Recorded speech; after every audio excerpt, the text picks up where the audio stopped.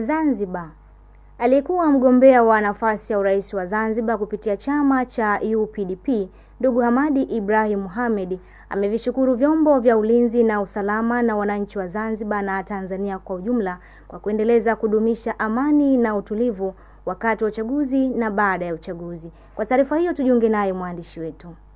Ametoa shukrani hizo wakati akizungumza na Sunen TV huko nyumbani kwake Mtoni Kidatu, wilaya Magharibi mkoa mjini Magharibi Unguja. Nitoe shukrani zangu za dhati kwa wananchi wote wa Zanzibar na Tanzania kwa jinsi ambavyo walitupatia ushirikiano mkubwa wakati wote wa mchakato wa uchaguzi, kipindi cha kampeni mpaka upigaji wa kura.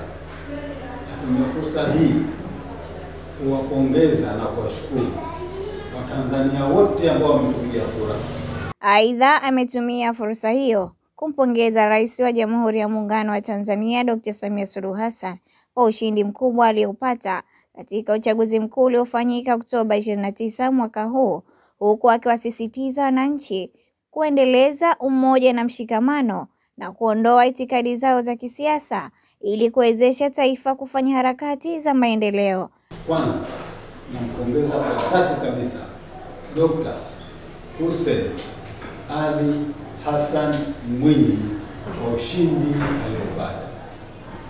Asilimia zaidi ya 74 za kura za wananchi wa Zanzibar ilionyesha wazi kwamba Wazanzibari wana mapenzi naye kutokana na yale ambayo aliyafanya katika kipindi kilichopita. Basi mimi niseme mdogo wa shukrani.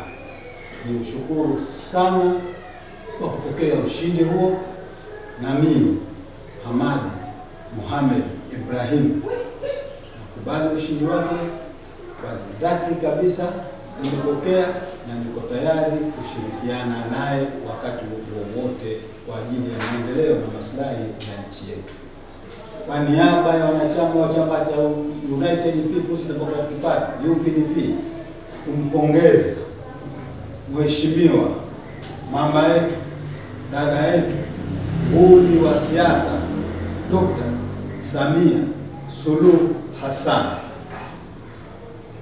Asilimia kubwa ya kura alizozipata za Watanzania zinaakisi mapenzi ya Watanzania kwa rais wetu.